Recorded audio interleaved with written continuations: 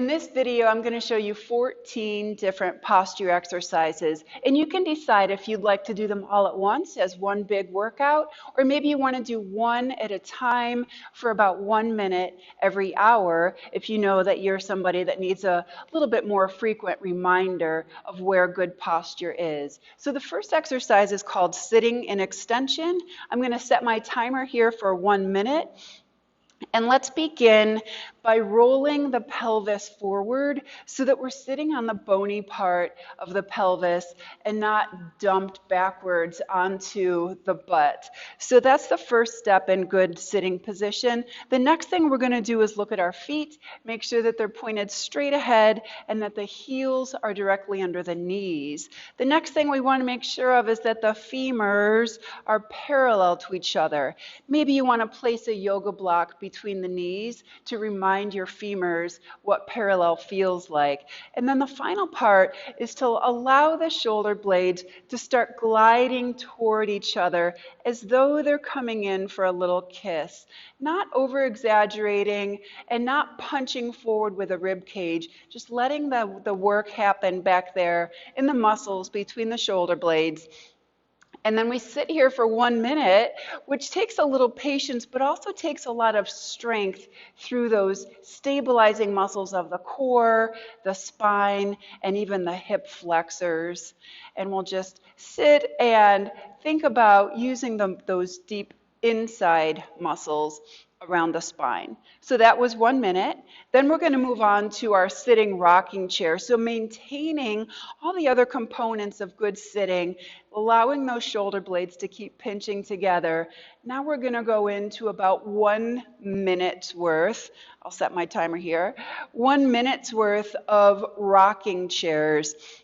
And remember that I want you to get excited about the 100 muscles in the foot, ankle, and lower leg, and really perform this exercise as though you're really trying to maximize the workout and really invigorate every one of those muscles in the lower leg and the foot. And as we talked about, if your feet and lower legs are really strong, they become your walkers, they become your shock absorbers, they become your energizers for optimal gait, and it also helps to improve plantar fasciitis and shin splints and knee pain and hip pain if we have really strong lower legs. Again, you may need that yoga block between your knees to keep your knees from falling out to the sides. We want to maintain parallel femurs there because that sneaks in a little work here at the hip flexors as well.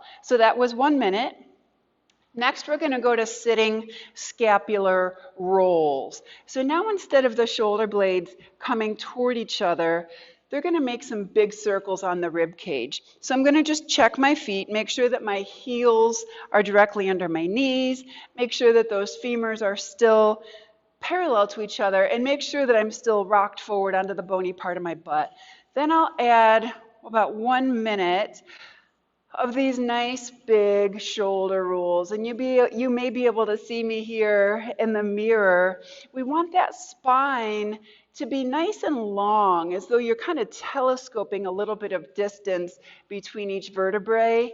Maintain that position while we let the shoulder blades do their thing on the rib cage. Bringing them up is usually pretty easy, but then driving them down takes a little effort in those lower trapezius muscles that tend to be a little bit weak, a little bit lazy, a little bit turned off. Remember, part of posture therapy is bringing 100% of the muscles to the game. A lot of times we operate in our normal day with only 10%.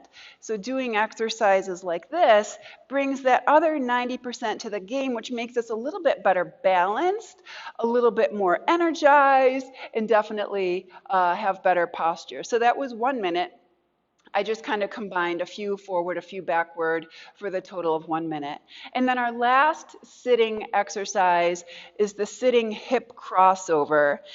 We want to make sure that the down foot is still under the knee In other words, don't let it come to the middle of your body, and don't let it come too far under your body. We want that heel right under the knee. We want to make sure that we're still rolled forward onto the bony part of our butt. We want to make sure that we're still sitting upright through the vertebrae, trying to telescope a little bit of length there through the spinal erectors. And then begin thinking about your head position now. Make sure the ears are over the shoulders and not head forward. And the best way to do that, I think, is to squeeze those shoulder blades together again. As we pull the shoulder blades back, the upper back changes position, and a lot of times it'll bring the head right with it. Oftentimes, forward head is not a head problem, but a middle back problem. So engage those shoulder blades together. I'm not even talking about what's happening here on the hip, because I know you feel that. You should feel a nice release in that left hip. That was 1 minute. So we're going to switch sides now. Again, making sure that that bottom foot is directly under the knee. And if you're like me, you'll notice that one side is a little tighter than the other. That's pretty common because we all have that one side that we favor, or that one way that we always get in and out of the car, and over time we compensate and develop a little tightness on one side and not the other.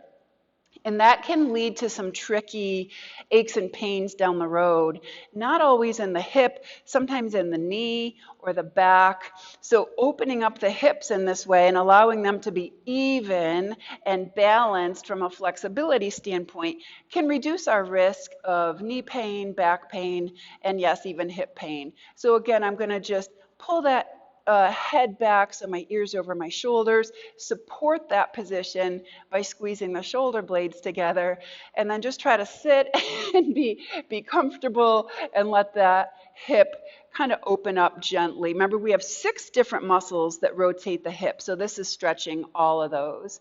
Good, so that was 1 minute. And then we go to the wall. So I have some exercises here. Again, you can continue on with this long workout, or you can split these up into kind of 1 minute every waking hour. The first exercise is just called standing at the wall. And I'd like your heels and your butt and your shoulder blades and maybe the back of your head all on the wall. We need those feet about hip distance apart. We do want a little arch in the lower back and a little arch behind the neck.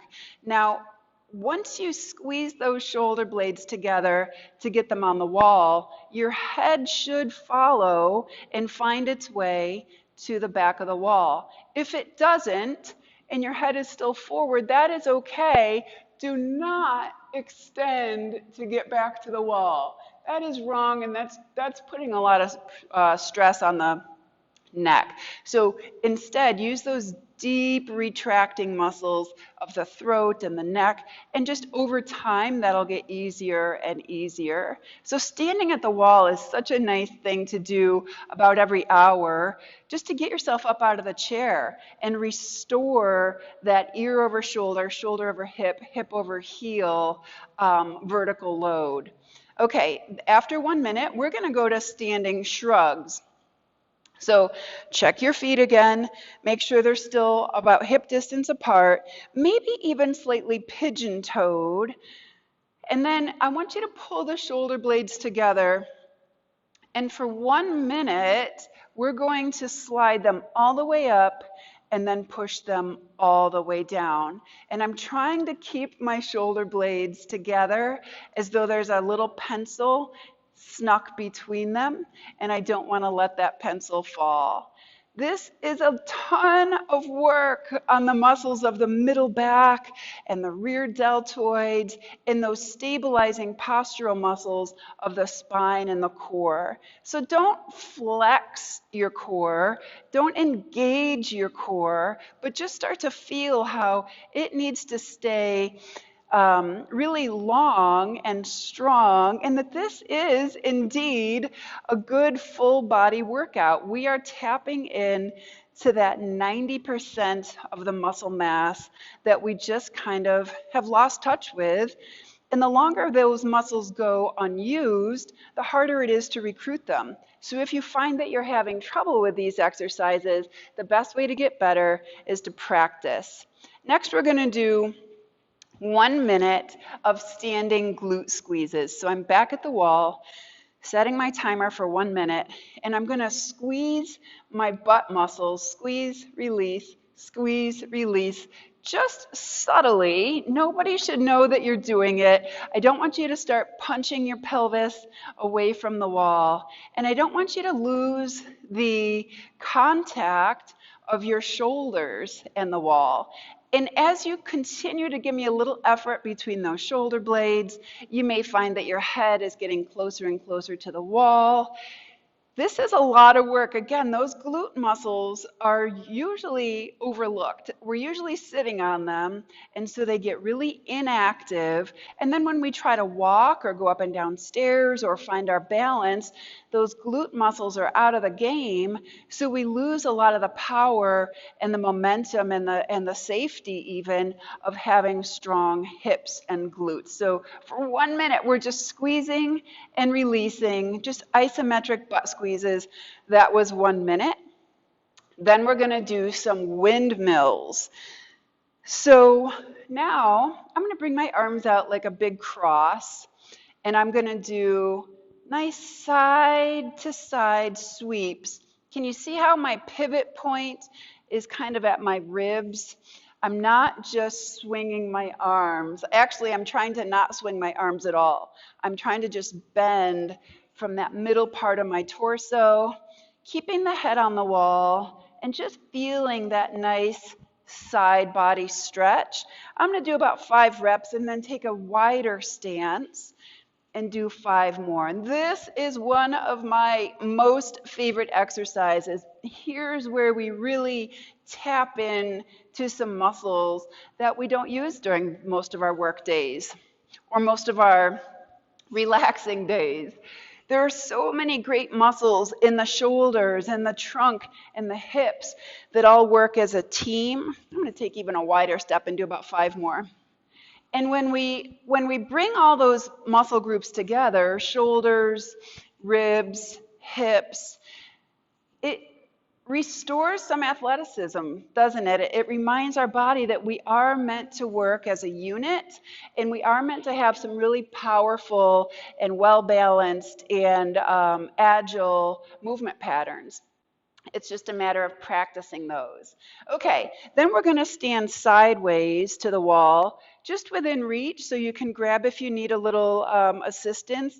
I'm going to put my right foot in front, and then once I get my balance, I'm going to do those glute squeezes again. But now with one foot in front of the other, it just makes it a little bit more challenging. I'm squeezing my shoulder blades together a little bit. I'm balancing half of my weight on my back foot and half of my weight on my front foot, and I'm letting my glutes be the center of gravity and helping to activate them so that when I walk or when I stand in line or when I change direction, my glutes know that they need to do the work. And that can translate, let's go ahead and switch feet here.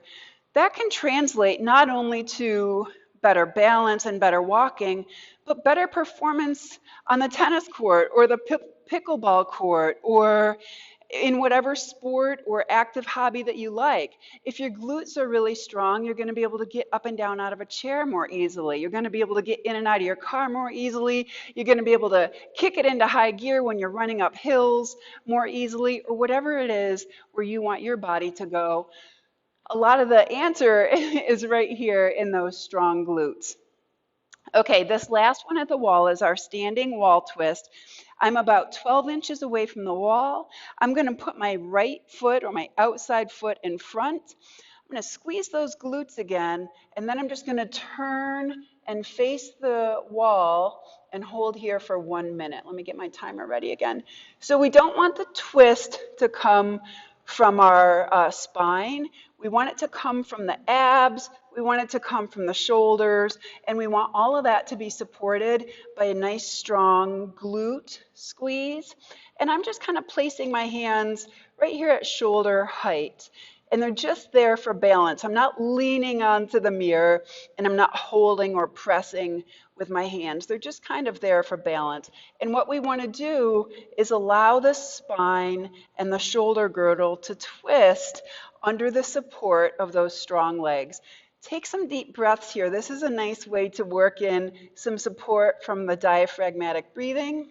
And if this twist doesn't feel right for you, or if any of these exercises don't feel right for you, just back off a little bit. Maybe don't do them for 1 minute, or maybe just do half a twist, or just pick and choose the ones that feel safest for you. Good, that was 1 minute, and then we'll switch. So again, the outside foot is the one that goes in front. We always start with a good squeeze in the legs, and then we'll turn. Just let the shoulders relax. They shouldn't be hiked up into your ears. And take a peek if you're near a mirror, and just make sure that you look relaxed and not stressed. Squeezing the glutes like this really does support the twist of the lower back. It supports the spine nicely. So don't overlook that piece of this exercise, that leg and glute squeeze. And then find the position that's right for your hands. As I said, I have mine at about shoulder height. You may want yours a little higher or a little farther apart, whatever feels right for you. Keep breathing. Dig into that strong diaphragm. The diaphragm is such an important muscle. It kind of cuts us into an upper and lower half. And as we breathe deeply, it can help to support its insertion on the spine. All right, so that was 1 minute there. That's it for the sitting and standing exercises. Let's go to the floor and do 4 more exercises. If you need to put a pillow or a yoga block behind your head, go ahead and do that. If you know that getting up and down off the floor is not right for you, skip this part of the workout. We're going to start with those ankle circles. So I'm going to clasp both hands behind my right knee and start taking that right foot into big circles. Notice that my left leg is long and straight. And that's important because I'm starting to reinforce that ear, shoulder, hip, and heel alignment. So even though the right foot is getting a lot of work here, I'm going to switch directions now. Even though the right foot and ankle and lower leg are getting a ton of work here, the left side of the body is getting a nice relaxing realignment as well. So always make sure that that down leg is straight. I'm doing about 20 or 30 or 40 reps here, and then I'll finish this side with some big gas pedals. Remember that these exercises are meant to be a workout, so I need you to really perform them, okay? Don't just do them because you want to get it done. Really take each repetition as an opportunity to get a little stronger and a little bit more of a improved hardwire from the brain to the body. A lot of times we lose strength, we lose balance, we lose power, we lose flexibility, not because of our age, but because we just haven't been practicing all of these motions. One way that I like to use these exercises is before my workout. Another way I like to use them is about every 45 to 55 minutes when I'm working or reading or sitting at a desk. I will lie on the floor and do a couple minutes of exercises, or I'll stand at the wall and do a couple minutes of exercises, or I'll practice better sitting posture. And I find that the more frequently I do those throughout the day, the more natural it becomes. So if you're having trouble making good posture your normal, it's probably because you need to do it more frequently throughout the day. Okay, so that was our ankle circles. Then we'll try some knee drops. And for this one, I'm going to have you lie with your arms out at the sides and your feet pretty far apart here. We want them a little wider than hip distance. Let the head just relax to the floor. Again, if you need a little pillow or a yoga block at the beginning, that's okay, but work towards letting the head just fall naturally. And then we're going to go side to side, reminding the hips that they are big ball and sockets. And when we do that, and the hips are restoring their natural function, it takes a lot of that rotational stress out of the back where it doesn't belong and out of the knees where it doesn't belong. The hips are designed to be rotators, and when we use them that way, they're happy and they're supportive and they do all the rotational work and let our knees and our spine do their jobs. Everybody loves how these knee drops feel. You can experiment with the position of your arms here. I like them out here at the side. Some people like them up here overhead, whatever feels best for you. And we'll do about a minute of those knee drops. Next, we'll do some frog pullovers. So I'm going to place the bottoms of my feet together and just let the knees kind of hang out to the side. And the distance from your heels to your crotch is totally up to you. Maybe you want your feet out here. Maybe you want your feet a little closer. Everybody's hips are going to want something a little different there. Then we're going to clasp the hands together with elbows straight, and we're going to reach back. Maybe we hit the floor, and maybe we don't. The purpose of this exercise is to allow the shoulder blades to glide and not bend the elbows, because once I bend the elbows, I'm not gliding my shoulder blades, right? So maybe we hit the floor, but that is not the goal. And then there's no effort at all in the feet or the hips. We're just kind of letting time and gravity open up the hip flexors, open up the groin, and it's okay to allow your lower back to arch naturally here. Again, this exercise might not be right for you. If this hurts your shoulder or it bothers your back, back off, only do a few reps, or skip it and move on to the next one. Remember, though, that each of these exercises is designed to restore your body's natural mechanics and their optimal design. So if you can't do one of these exercises, ask yourself, okay, why? What's going on with my body, and what do I need to do to make this work for me, or what's limiting me from doing this exercise? Okay, and then the last exercise is the hip crossover position, where we lie in figure 4. We make sure that the right foot is in line with the right hip. And then I'm going to use the muscles of my left hip to gently pulse that left knee away from me. I'm not doing it in such a way that forces my pelvis to lift off the ground. I'm not exerting a whole bunch of effort or power, just kind of gently pulsing into those hip rotators. The hip is meant to have great mobility, but it's also meant to have great flexibility. As I mentioned, we have 6 different hip rotators. When just one of those is being overworked, it can cause a lot of hip discomfort or sciatic pain or bursitis or iliotibial band syndrome. So this little hip crossover pulse is a nice way to just kind of wake up those hip flexors a little bit. I'm sorry, the hip rotators. Then we'll switch and do the other side. I'm just guessing on the time with these 20 reps, 30 reps, 1 minute. Every day might be a little different for you. Every day your body might need something a little different.